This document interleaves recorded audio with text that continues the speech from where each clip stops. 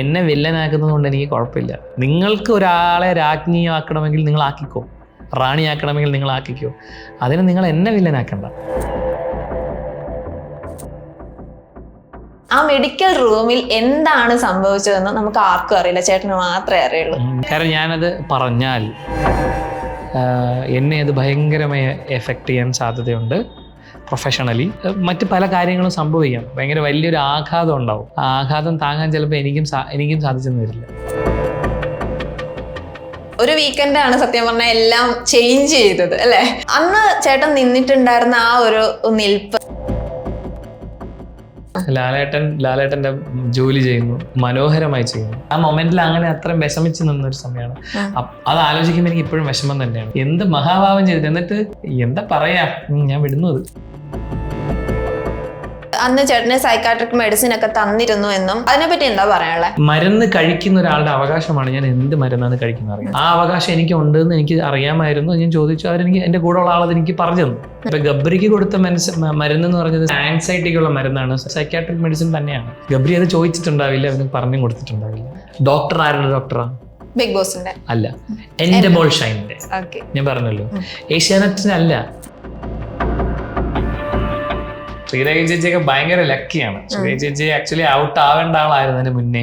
ജാൻമണി ഇറങ്ങി പോയ സമയത്തും അന്ന് ഒരാളെ എക്സ്ട്രാ എലിമിനേറ്റ് ചെയ്യേണ്ടെന്ന് അവർ തീരുമാനിച്ചതിന്റെ പേരിലും ഇമ്മീഡിയറ്റ്ലി ജാൻമണി പവർ കൊടുക്കുന്നു ശ്രീരേഖ ചേച്ചി. അങ്ങനെ ശ്രീരേഖ ചേച്ചി സേവ് ആയി പോവായിരുന്നു കണ്ടിന്യൂസ്. 100 ദിവസം നിന്നിട്ട് ശവം പോലെ കിടന്നിട്ടും എന്താ വാഴ എന്നൊക്കെ പേര് കേട്ടിട്ട് വരുന്നേക്കാളും നല്ലത് ഉള്ള ഒരു 5-10 ദിവസം അവിടെ പോയി മര്യാദയ്ക്ക് പണിയെടുത്തിട്ട് അവൻ പ്രത്യേക ജോലി ചെയ്തിട്ടാണ് ഇറങ്ങി വന്നെന്നുള്ളൊരു പേര് വെക്കുന്നത്. അതല്ലേ നല്ലത്. യമുന റാണിയുടെ ഹസ്ബൻഡും ആയിട്ടുള്ള ആ ഒരു പ്രശ്നം,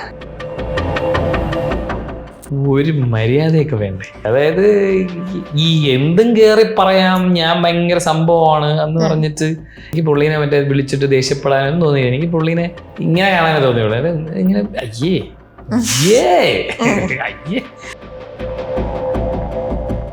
ഞാൻ എൻ്റെ ഒക്കുപ്പേഷണൽ തെറാപ്പിസ്റ്റ് എന്തായിരുന്നു, അങ്ങനെ എന്തോ പറഞ്ഞു, എന്തോ ഒരു പേര് പറഞ്ഞു. അതാണ് എനിക്ക് കണ്ടപ്പോഴേ തോന്നി അവന് എന്തോ പ്രശ്നമുണ്ടെന്ന്. ഇതാ പുള്ളിയെ കണ്ടിട്ടുണ്ടോ നേരിട്ട്? ഇല്ല, നേരിട്ട് കണ്ടിട്ടില്ല. കണ്ടു നോക്കണം. ആ പറഞ്ഞതിൽ കറക്റ്റായിട്ടത് പറഞ്ഞു തരൂ.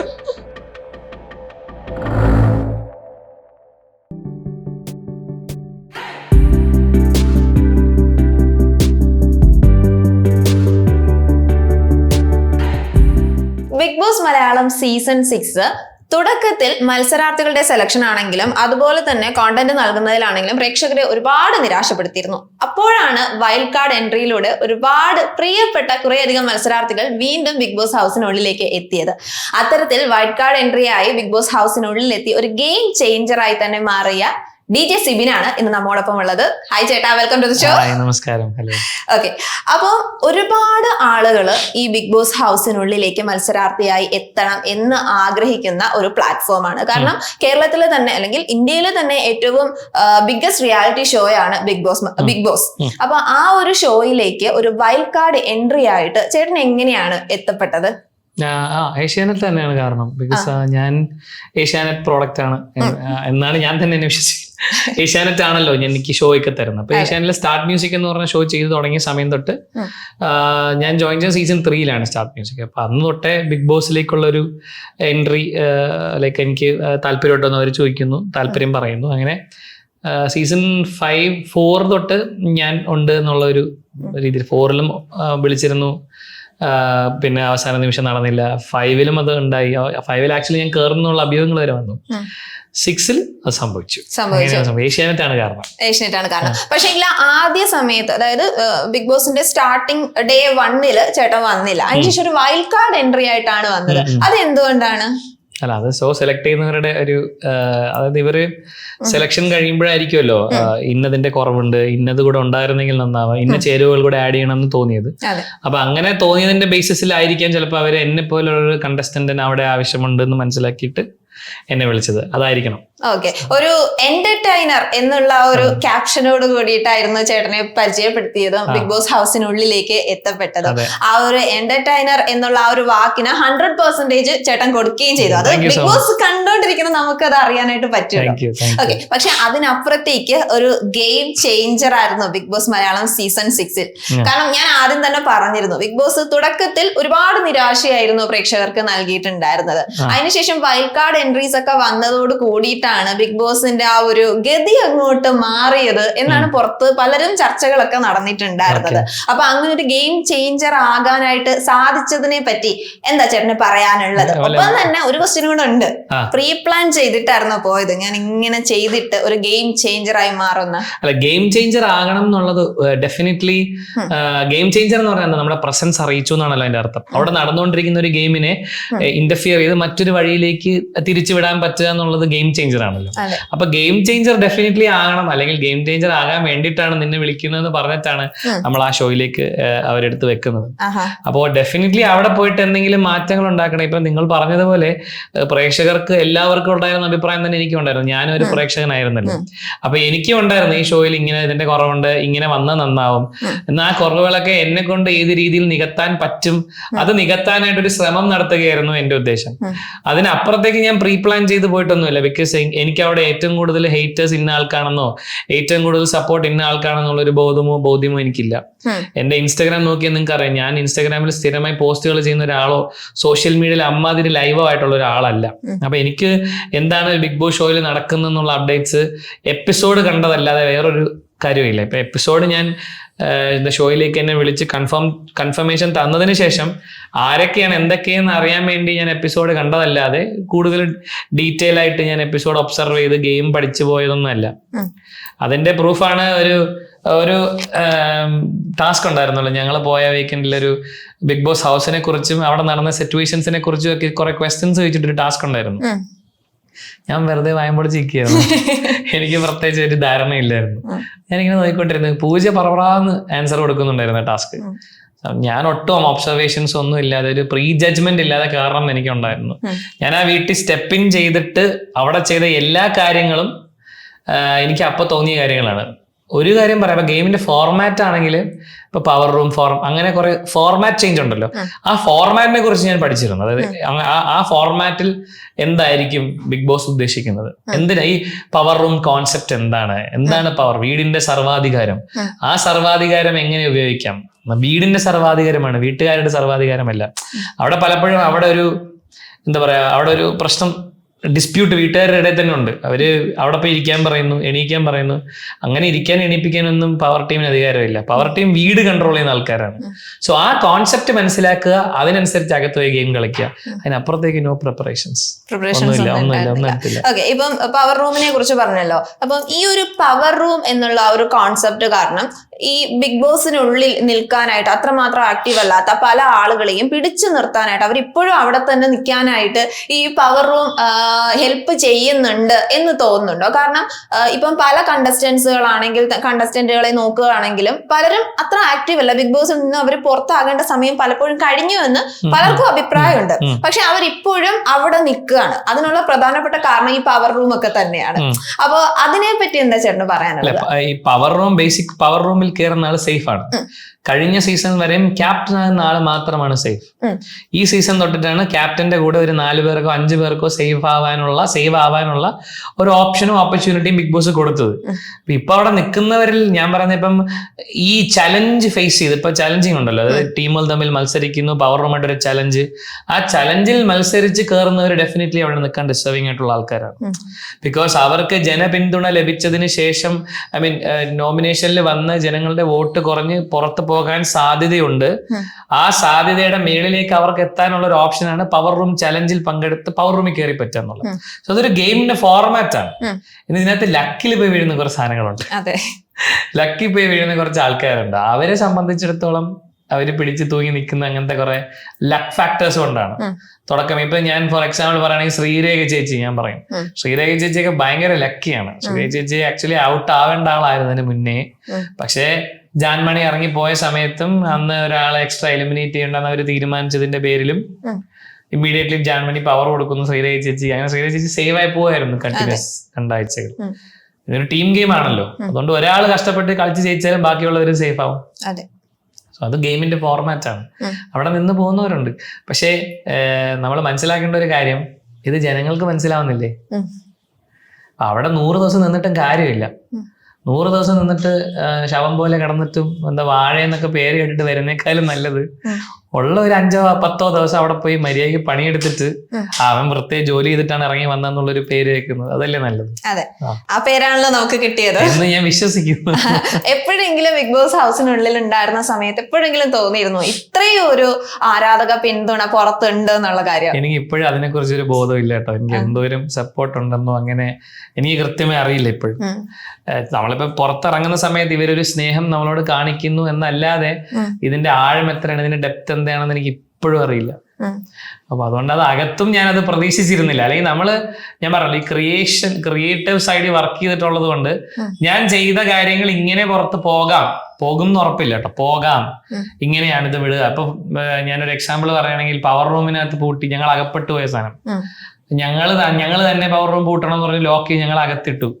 അത് വേണമെങ്കിൽ ഞങ്ങൾ ടെൻഷൻ ബിൽഡ് ചെയ്ത് മറ്റേ നാണം കെട്ടു എന്നുള്ള ഒരു പരിപാടിയിലേക്ക് അങ്ങനെ ഇത് പുറത്തു കൊടുക്കായിരുന്നു. നേരെ മറിച്ച് ആ സാഹചര്യം ഞാൻ യൂട്ടിലൈസ് ചെയ്യാൻ കുറച്ച് ഫണ്ണി ആക്കി വിടാം. അപ്പൊ കുറച്ച് കോമഡി പരിപാടി, അങ്ങനെ ഇത് കോമഡി ആയിട്ട് പുറത്തേക്ക് പൊയ്ക്കോട്ടെ എന്നുള്ള പരിപാടിയിൽ പോയി. അങ്ങനെ വെളിയിൽ ഇത് ഇങ്ങനെ വിടാം എന്നല്ലാതെ വെളിയിൽ ഇത് ആൾക്കാർ എങ്ങനെ ആക്സെപ്റ്റ് ചെയ്യുന്നു, ആൾക്കാർ എന്ത് തരത്തിൽ ഇതിനെ എടുത്തു, എന്തോരം ആക്സെപ്റ്റൻസ് ഉണ്ടെന്ന് അപ്പോഴും വിചാരിച്ചിട്ടില്ല. എനിക്ക് ഇപ്പോഴും അറിയില്ല കേട്ടോ, ഇപ്പോഴും അറിയില്ല. ഈ പവർ റൂമിന്റെ ഈ ഒരു സീൻ പറഞ്ഞല്ലോ, ഈ ഒരു സീൻ ഇപ്പം സത്യം പറഞ്ഞാൽ കമ്പയർ ചെയ്യുന്നത് മറ്റേ സീസൺ 1 സാബു മോനും അത് പേളി മാണിയും കൂടി എന്തോ ഉരുട്ടി കിച്ചണിൽ എക്സ്പെരിമെന്റ് നടത്തുന്നുണ്ടല്ലോ. ആ ഒരു സംഭവം ഇപ്പോഴും സത്യം പറഞ്ഞാൽ വൈറലാണ്. അതുപോലെ തന്നെ ഒരു ഫൺ എലമെന്റ് ആയിട്ടാണ് ഇതും പോകുന്നത്. ഓക്കെ, ബിഗ് ബോസിനെ വെച്ച് നമ്മൾ ഇത്രയും നാൾ കളിച്ചിന്, ബിഗ് ബോസ് നമ്മളെ വെച്ച് കളിക്കുകയാണ് എന്നൊരു സംഭവമാണ് പുറത്തേക്ക് വന്നത്. അതൊക്കെ എന്ന് പറയുമ്പോഴത്തേക്കും നമുക്ക് എന്തായാലും ഇത് കാണുമ്പോഴത്തേക്കും ബിഗ് ബോസ് കാണുന്ന എല്ലാവരുടെ ഉള്ളിലും എപ്പോഴും അടിയും വഴക്കും ഒക്കെ തന്നെയാണ് നമ്മൾ കണ്ടുകൊണ്ടിരിക്കുക. അതിന്റെ ഇടയിൽ കൂടി ഒരു ഫണ്ണ് വരുമ്പോഴത്തേക്കും അത് എൻജോയ് ചെയ്യാനും പറ്റുന്ന ആളുകളും കൂടി ഉണ്ട്. എല്ലാം നമ്മൾ പറഞ്ഞു, ഞാൻ കയറിയപ്പോഴേ ഞാൻ ആ വീട്ടിൽ കയറുന്നതിന് മുന്നേ ലാൽ സാറിനോട് ഞാൻ പറഞ്ഞത് എന്റർടൈൻമെന്റ് കൊടുക്കും ലാൽ സാർ, അതിന്റെ അറ്റത്ത് ഇച്ചിരി കുത്തിത്തിരിപ്പും എന്ന് ഞാൻ പറഞ്ഞു. ഇത് ഞാൻ വളരെ ഭംഗിയായിട്ട് ചെയ്തു. ഞാൻ കുത്തിത്തിരിപ്പ് ഉണ്ടാക്കേണ്ടടുത്തേക്ക് കുത്തിത്തിരിപ്പ് ഉണ്ടാക്കി. അപ്പൊ എന്റർടൈൻമെന്റിന്റെ ഭാഗമാണ് പാട്ട്, ഡാൻസ്, ചെറിയ വഴക്കുകൾ, പിന്നെ ഇതുപോലെ ഫൺ പരിപാടി, തമാശ, അതൊക്കെ അതിനകത്ത് ചെയ്യണം എന്ന് തന്നെയായിരുന്നു ആഗ്രഹം. അത് അതിനകത്ത് പോയി ചെയ്യാൻ മാക്സിമം ശ്രമിച്ചിട്ടുണ്ട്. ഇതിനിടയ്ക്ക് വെച്ചിട്ട് ആ വീക്കെൻഡിലായിരുന്നു, ഒരു വീക്കെൻഡാണ് സത്യം പറഞ്ഞാൽ എല്ലാം ചേഞ്ച് ചെയ്തത് അല്ലെ. ആ ഒരു വീക്കെൻഡില് കയ്യിൽ നിന്ന് പറ്റിയ ഒരു തെറ്റ്, ആ ഒരു തെറ്റിന് ലാൽ സാർ വന്നിട്ട് അദ്ദേഹം ശകാരിക്കുകയും ബാക്കി മറ്റു കണ്ടസ്റ്റൻസുകളുടെ മുന്നിൽ വെച്ചിട്ട് ഒരു അന്ന് ചേട്ടൻ നിന്നിട്ടുണ്ടായിരുന്ന ആ ഒരു നിൽപ്പ് സത്യം പറഞ്ഞാൽ ഇപ്പോഴും മനസ്സിലുണ്ട്. കാരണം വളരെയധികം എന്താ പറയാ, സിബിൻ എന്ന് പറയുന്ന ആ ഒരു ബിഗ് ബോസ് മത്സരാർത്ഥിയെ അത്രയധികം ആരാധിക്കുകയും സ്നേഹിക്കുകയും ചെയ്യുന്ന ഒരു പ്രേക്ഷകനും ആ ഒരു നിൽപ്പ് ഒരിക്കലും മറക്കാനായിട്ട് പറ്റത്തില്ല. ആ ഒരു നിമിഷം ചേട്ടൻ എന്താ ഫീൽ ചെയ്തത്? ഇപ്പൊ അത് ഓർക്കുമ്പോ എന്താ ഫീൽ ചെയ്യണേ? അല്ല, ഇപ്പൊ അത് ഓർക്കുന്ന സമയത്താണെങ്കിൽ എനിക്ക് അപ്പോണ്ട ഫീൽ തന്നെയാണ് ഇപ്പോഴുള്ളത്. വേറെ ഒരു വ്യത്യാസമല്ല. കാര്യം ആ നിമിഷം ഞാൻ എന്താ പറയാ, നമുക്ക് കാലിന്റെ അടിയിലുള്ള മണ്ണുകളെല്ലാം ഒലിച്ചു പോയി, എല്ലാം തകർന്ന് തരിപ്പണമായി നിൽക്കുന്ന ഒരു അവസ്ഥയിലായിരുന്നു ഞാൻ അവിടെ ആ സമയത്ത് നിന്നത്. ഭയങ്കര സങ്കടം തോന്നിപ്പോയി. കാര്യം ഞാൻ പറഞ്ഞല്ലോ, ഞാൻ ഈ സീസണുകളൊക്കെ ഒബ്സർവ് ചെയ്യുന്ന ഒരാളാണ്. എല്ലാ എപ്പിസോഡും കാണുമല്ലെങ്കിലും സീസൺസ് ഒബ്സർവ് ചെയ്യുന്നു. ഈ പറഞ്ഞ ഇവരുടെ എപ്പിസോഡിലും ഇതിന് മുന്നേ നടന്നിട്ടുള്ള വാക്ക് തർക്കങ്ങളാണെങ്കിലും ഇതൊക്കെ ഞാൻ നടന്നു. അപ്പം ആ ഒരു സമയത്തില് എനിക്കിങ്ങനെ ഇങ്ങനെ നമുക്ക് റോസ്റ്റിംഗ് നമ്മൾ എക്സ്പെക്ട് ചെയ്യും, റോസ്റ്റ് ചെയ്യാമല്ലോ. പക്ഷെ അത് ഭയങ്കരമായി പോയി. എനിക്ക് ഞാൻ ഒരിക്കലും അതിന് ആരെയും കുറ്റം പറയില്ല കേട്ടോ. ചിലപ്പോൾ അത് എൻ്റെ ഒരു എന്താ പറയാ, എൻ്റെ ഒരു ഭീകരമായ ഒരു കുറവായിരിക്കും. ഒരു പരിധിയിൽ കൂടുതൽ എന്താ പറയാ ഈ റോസ്റ്റിംഗ്, ഞാൻ റോസ്റ്റിംഗ് എന്ന് പറയാം കേട്ടോ, വേറെ വാക്ക് മാറിപ്പോണ്ട. പക്ഷെ എനിക്കത് റോസ്റ്റിംഗ് ആയിട്ടല്ല തോന്നി, എന്നാലും ഞാൻ പറയാം. അത് നമ്മളൊരു പരിധിയിൽ കൂടുതൽ, അതായത് എൻ്റെ ലിമിറ്റ്, ആ ലിമിറ്റിൽ കൂടുതൽ എനിക്ക് താങ്ങാൻ പറ്റിയില്ല. അതാണത് സത്യം. ആ വേദന എനിക്ക് ഇപ്പോഴും ഉണ്ട്. ഞാൻ ശരിക്കും പറയുകയാണെങ്കിൽ എനിക്കത് ഞാൻ ബിഗ് ബോസിന്റെ ആ ഒരു മ്യൂസിക് ഉണ്ടല്ലോ, ലാൽ സാർ വരുന്നതിന് മുന്നേ ഉള്ള അതല്ല ബിഗ് ബോസ്, അത് കേൾക്കുമ്പോ എനിക്ക് ആദ്യത്തെ ഇറങ്ങിയതിനു ശേഷം എനിക്ക് ചെറിയൊരു ചെറിയൊരു എന്താ പറയുക, ഒരു ആങ്സൈറ്റി പോലെയൊക്കെ എനിക്ക് തോന്നി പെട്ടെന്ന്. അങ്ങനെ ആ മൊമെന്റിൽ അങ്ങനെ അത്രയും വിഷമിച്ച് നിന്നൊരു സമയമാണ്. അത് ആലോചിക്കുമ്പോൾ എനിക്ക് ഇപ്പോഴും വിഷമം തന്നെയാണ്. കാര്യം എന്ത് മഹാഭാവം ചെയ്തിട്ടാണെന്നാണ് എന്ത് മഹാഭാവം ചെയ്തിട്ട്, എന്നിട്ട് എന്താ പറയാ, ഞാൻ വിടുന്നത്. ഓക്കെ. അതിനുശേഷം ഉണ്ടായിരുന്ന എപ്പിസോഡുകൾ നോക്കുകയാണെങ്കിലും സിബിൻ വളരെയധികം മാനസികമായിട്ട് ഭയങ്കരമായിട്ട് വിഷമിച്ചൊക്കെയാണ് പോയി. അതായത് അതിന്റെ റീസൺ ഞാൻ പറഞ്ഞു എന്ന് വെച്ചാല്, ഞാൻ നേരത്തെ പറഞ്ഞല്ലോ, ഞാൻ ഈ ക്രിയേറ്റീവ് സൈഡിൽ ജോലി ചെയ്തിട്ടുള്ളത് കൊണ്ട് നമ്മൾ ചെയ്യാത്ത കാര്യങ്ങൾ ഇവർക്ക് പുറത്ത് വിടാൻ പറ്റില്ല എന്ന് എനിക്ക് ഉറപ്പാണ്. കാര്യം അവിടെ ആനിമേഷനോ ഗ്രാഫിക്സോ ചെയ്യാനുള്ള ബഡ്ജറ്റ് അവരുടെ ഇല്ല. അപ്പൊ ഞാൻ പറഞ്ഞ കാര്യങ്ങൾ, ഞാൻ ചെയ്ത കാര്യങ്ങൾ ഇവര് വെളിവിടുള്ളൂ. അത് എങ്ങനെ വേണോ വിടാം, എനിക്കറിയാം എങ്ങനെ വേണോ വിടാം. പക്ഷെ അത് ഇങ്ങനെ ആവും എന്ന് ഞാൻ വിചാരിച്ചില്ല. എന്നെ വില്ലനാക്കുന്നത് കൊണ്ട് എനിക്ക് കുഴപ്പമില്ല. പക്ഷേ മറ്റൊരാളെ റാണിയാക്കാൻ, എന്നെ വില്ലനാക്കാൻ ഞാൻ സമ്മതിക്കില്ല, നിന്നു കൊടുക്കില്ല. അതാണ് എന്റെ പ്രശ്നം.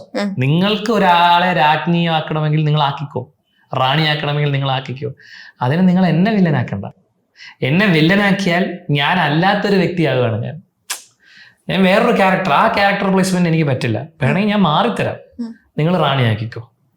അല്ലാതെ എന്നെ അവിടെ നിർത്തി എന്നെ വില്ലനാക്കിയിട്ട് നിങ്ങൾ മറ്റേ ഹീറോയിനാക്കി നിങ്ങൾ കൊണ്ടുപോകാൻ ഞാൻ നിന്നു കൊടുക്കില്ല, എനിക്ക് സമ്മതിക്കില്ല. അതിന്റെ ഭാഗമായിട്ടാണ് അവിടെ ഉണ്ടായിരുന്നത് എനിക്ക് പോകണം എന്നൊക്കെ ഞാൻ പറഞ്ഞത്. മനഃപൂർവ്വം ബിഗ് ബോസ് ചേട്ടനെ വില്ലനാക്കിയതാണ് എന്ന് തോന്നുന്നുണ്ടോ?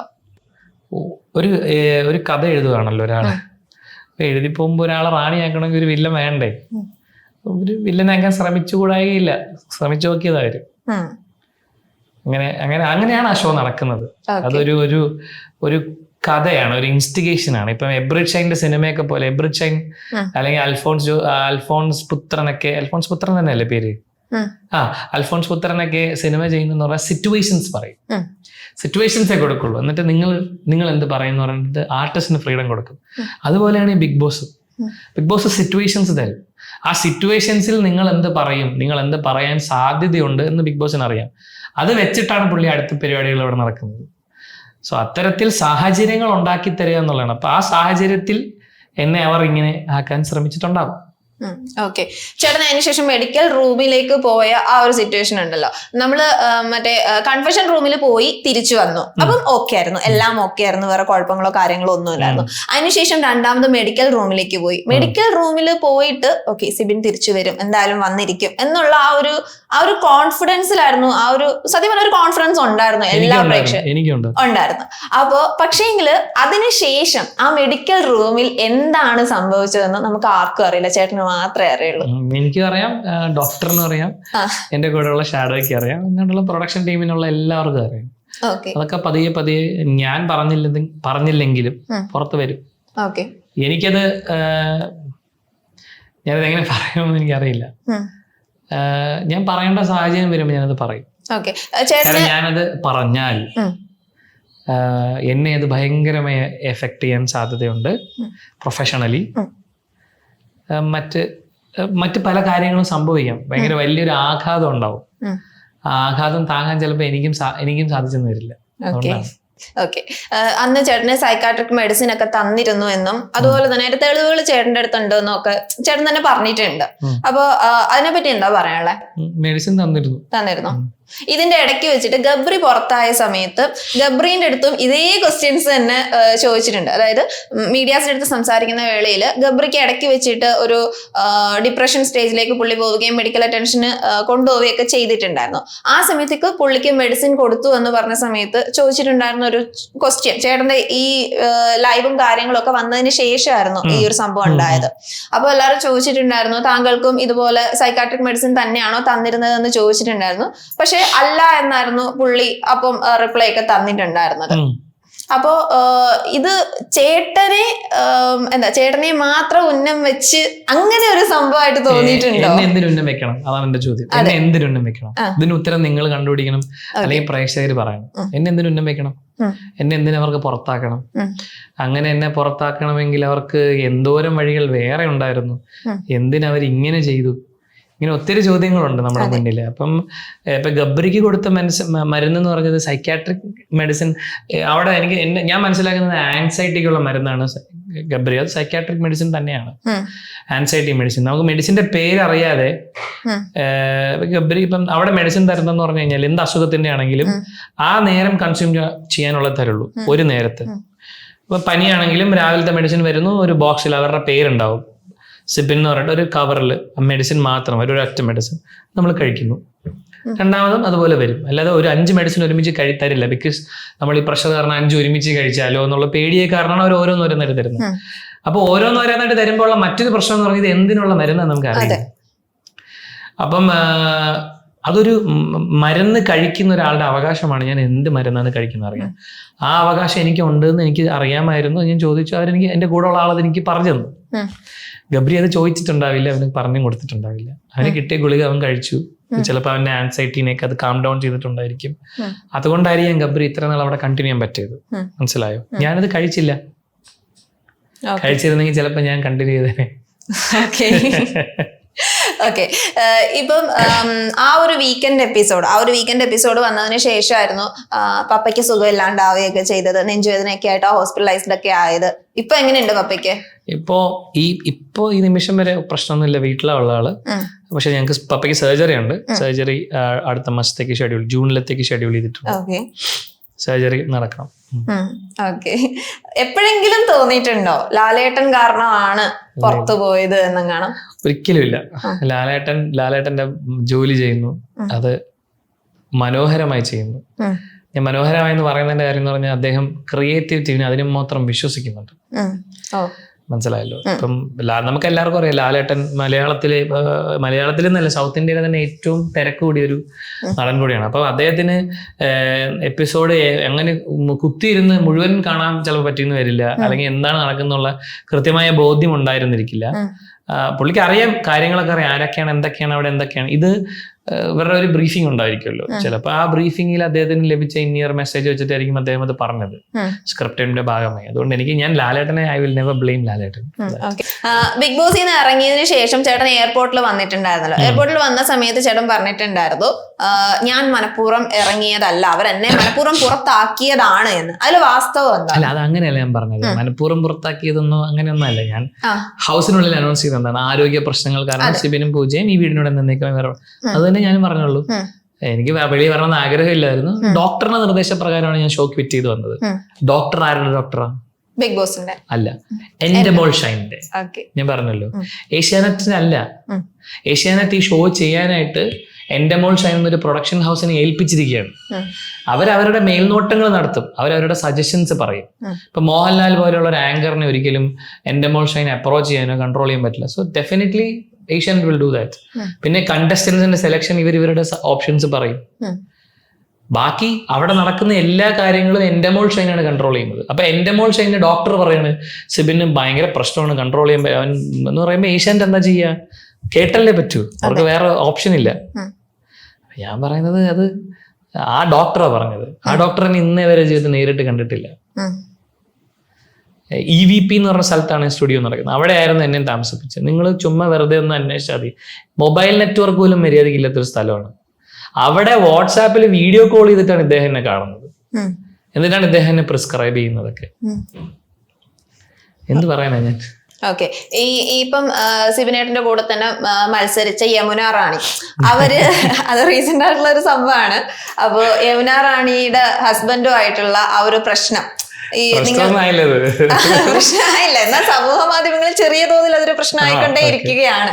അപ്പോൾ അദ്ദേഹം പറഞ്ഞ വാക്കുകളും ചേട്ടൻ അതിന് കൊടുത്തിട്ടുള്ള റിപ്ലൈയും അദ്ദേഹത്തിനെ ട്രോൾ ചെയ്തുകൊണ്ടുള്ള ആ ഒരു റിപ്ലൈയും കാര്യങ്ങളും ഒക്കെ ഇപ്പം സോഷ്യൽ മീഡിയയിൽ വൈറലായിക്കൊണ്ട് തന്നെ ഇരിക്കുകയാണ്. അപ്പൊ അതിനെപ്പറ്റി ചേട്ടൻ എന്താ പറയണേ? എന്താണ് സത്യാവസ്ഥ? സത്യാവസ്ഥ എന്താണെന്ന് വെച്ചാൽ ഞാൻ പറയട്ടെ, ഒരു മര്യാദയൊക്കെ വേണ്ടേ? ഒരു മര്യാദയൊക്കെ വേണ്ട. അതായത് ഈ എന്തും കേറി പറയാം, ഞാൻ ഭയങ്കര സംഭവമാണ് എന്ന് പറഞ്ഞിട്ട് എന്തെങ്കിലുമൊക്കെ പറയാൻ വേണ്ടി വിടുവായത്തരം പറയാന്ന് ഞാൻ പറയും. വിടുവായത്തരം അങ്ങനെ പറയുന്നവരോട് പിന്നെ നമ്മൾ എന്ത് രീതിയിൽ മറുപടി പറയാം? എനിക്ക് പുള്ളീനെ മറ്റേ വിളിച്ചിട്ട് ദേഷ്യപ്പെടാനൊന്നും തോന്നിയില്ല. എനിക്ക് പുള്ളീനെ ഇങ്ങനെ കാണാനേ തോന്നിയുള്ളൂ. അതായത് ഇങ്ങനെ അയ്യേ അയ്യേ അങ്ങനെ ഞാൻ ട്രീറ്റ് ചെയ്ത് വിട്ടെന്നേ ഉള്ളൂ. അത് ഇപ്പൊ ഞാൻ ഭയങ്കര എന്താ പറയാ, ഞാൻ ഭയങ്കര സംഭവമാണെന്ന് ഞാൻ പറയുന്നില്ല. പക്ഷെ നിങ്ങൾക്കൊരു മനുഷ്യന്റെ വ്യക്തിത്വത്തെ കുറിച്ച് വിലയിരുത്താൻ നിങ്ങൾ ആര് എന്നാണ്. ഇപ്പൊ ഞാൻ ഒരിക്കലും മോഹൻലാൽ സാർ എൻ്റെ അടുത്ത് താങ്കൾ ക്വാളിറ്റി ഉള്ള ആളാണോ എന്ന് ചോദിച്ചു ഞാൻ ഉത്തരം പറയാം, അതിന് മറുപടി പറയേണ്ട മറ്റൊരാളാണ്. അല്ലാതെ ഞാൻ സംഭവം അടിയില്ല ലാൽ സാർ എനിക്ക് ക്വാളിറ്റി ഉണ്ടെന്ന് പറഞ്ഞ് ഞാൻ അവിടെ ഇരിക്കുന്നത് പോലെയാണ് ഇദ്ദേഹം ഈ മറ്റേ വലിയ സോഫയൊക്കെ കിട്ടുമ്പോൾ അവിടെ പോയി കാലുമേ കാലിട്ടിരുന്നിട്ട് ഞാൻ എൻ്റെ ഒക്കുപ്പേഷണൽ തെറാപ്പിസ്റ്റ് എന്തായിരുന്നു അങ്ങനെ എന്തോ പറഞ്ഞു, എന്തോ ഒരു പേര് പറഞ്ഞു. അതാണ് എനിക്ക് കണ്ടപ്പോഴേ തോന്നി അവന് എന്തോ പ്രശ്നമുണ്ടെന്ന്. ഇതാ അവരൊക്കെ നമ്മൾ എങ്ങനെ ട്രീറ്റ് ചെയ്യണം, പിന്നെ അത് ഞാൻ ട്രീറ്റ് ചെയ്തോളൂ. എനിക്ക് പുള്ളി അറിയാം, നേരത്തെ അറിയാം. ഓരോരുത്തർക്കും ഓരോ ട്രീറ്റ്മെന്റ് ഉണ്ട്, അതേ നമ്മൾ കൊടുക്കാൻ പാടില്ല. അതേ കൊടുക്കാവുള്ളൂ. പുള്ളിനൊക്കെ നമ്മൾ അങ്ങനെ ട്രീറ്റ് ചെയ്താൽ മതി, അതിന്റെ ആവശ്യമുള്ളൂ. പുള്ളിയെ കണ്ടിട്ടുണ്ടോ നേരിട്ട്? ഇല്ല, നേരിട്ട് കണ്ടിട്ടില്ല. കണ്ടു നോക്കണം. ആ പറഞ്ഞതിൽ കറക്റ്റായിട്ടത് പറഞ്ഞു. എന്താ പറയാനാണ് മുഖം നോക്കി ആളെന്താണ്, ആളുടെ അങ്ങനെ പറ്റില്ല. നമുക്ക് ഇപ്പം പെട്ടെന്ന് മനസ്സിലാവും. കുറച്ച് കഴിയുമ്പോ നമുക്ക് കിട്ടുന്നേ കുറെ എല്ലാ ക്യാരക്ടേഴ്സിനും നമുക്ക് കിട്ടത്തില്ല, ചിലരെ നമുക്ക് മനസ്സിലാവും. ഞാൻ പറയുന്ന പുള്ളിന്ന് പരിചയപ്പെട്ട് നോക്കൂ എന്നേ പറഞ്ഞോളൂ. പ്രത്യേകിച്ച് കാര്യം. ഇന്റർവ്യൂ എടുക്കാൻ പോയില്ലേ പിന്നെ ശശിരെ? ഇല്ല, ഞാൻ പോയിട്ടുണ്ടായിരുന്നില്ല. ഓക്കെ, അപ്പൊ നമ്മള് ഈ ഒരു പ്രശ്നമൊക്കെ കഴിഞ്ഞതിന് ശേഷം നമ്മുടെ രജിത് കുമാർ ഉണ്ടല്ലോ, പുള്ളിയും വന്നിട്ടുണ്ടായിരുന്നു. സൂക്ഷിച്ചു തൊടേണ്ട പേരാണ്. ഓക്കെ, രജിത് കുമാർ. പുള്ളിയും വന്നിട്ടുണ്ടായിരുന്നു ഈ ഒരു കാര്യത്തിനെ പറ്റിയിട്ട് സംസാരിക്കാൻ വേണ്ടിയിട്ടാണെങ്കിലും ഏഷ്യനെറ്റിന്റെ ജീവാത്മാവും പരമാത്മാവും ആണെന്നൊക്കെ ഉള്ള ഡയലോഗുകളൊക്കെ പുള്ളി വാരി വിതറി. അപ്പൊ പക്ഷെ പുള്ളി കണ്ണിൽ മുളക് തേച്ചതോ അതൊന്നും അവിടെ ഒരു പ്രശ്നമല്ല, അതൊന്നും ഒരു കാര്യമല്ല എന്നുള്ള രീതിയിലായിരുന്നു പുള്ളി പറഞ്ഞിട്ടുണ്ടായിരുന്നത്. പുള്ളിനെ പറ്റിയിട്ടും പുള്ളിന്റെ സ്റ്റേറ്റ്മെന്റുകളെ പറ്റിയിട്ടും ചേട്ടൻ എന്താ പറയാനുള്ളത്? അങ്ങനെ തുടരുത്, വളരെ സൂക്ഷിച്ച് തൊടേണ്ട ഒരാളാണ് രജിത് കുമാർ സാർ. ഞാൻ എന്താ പറയാ, പുള്ളി പറയട്ടെ. എനിക്ക് കുറിച്ച് പ്രത്യേകിച്ച് ഒന്നും പറയാനില്ല. എന്ന് വെച്ചാൽ പുള്ളിയുടെ ശരികൾ, പുള്ളിയുടെ വഴി, പുള്ളി അതിലൂടെ വളരെ മനോഹരമായി യാത്ര ചെയ്യുന്നു. പോട്ടെ, പുള്ളി നമുക്ക് ആ വഴിക്ക് വിടാം, അതാണ് നല്ലത്. പുള്ളി അതെ വെറുതെ തൊട്ട് പ്രശ്നമാണെന്നുള്ള പേടിയൊന്നുമില്ല. അങ്ങനെ എന്താ പറയാ, ഞങ്ങൾ ഒരിക്കലും മുഖാമുഖം വരില്ല എന്ന് വെച്ചാല് ലിറ്ററലി മുഖാമുഖം വരില്ല എന്നല്ല. ഞങ്ങൾ ഒരിക്കലും അങ്ങനെ ഒരു നേർക്ക് നേർ ഒരു പോരിനോ അങ്ങനെയൊന്നും, അല്ലെങ്കിൽ ഒരു വാഗ്വാദത്തിനോ അല്ലെങ്കിൽ അഭിപ്രായ വ്യത്യാസങ്ങൾക്കോ വരുന്നവരല്ല. അപ്പം എനിക്ക് തോന്നുന്നു അതുകൊണ്ട് അദ്ദേഹത്തിന്റെ കാര്യങ്ങളെ കുറിച്ച് എനിക്ക് പ്രത്യേകിച്ച് ഒബ്സർവേഷൻസും ഇല്ല. ഞാൻ അദ്ദേഹത്തിന്റെ പരിപാടികൾ ഒബ്സർവ് ചെയ്യാത്ത ഒരാളാണ്. അതുകൊണ്ട് എനിക്ക് അറിയില്ല കൃത്യമായി എന്താണ്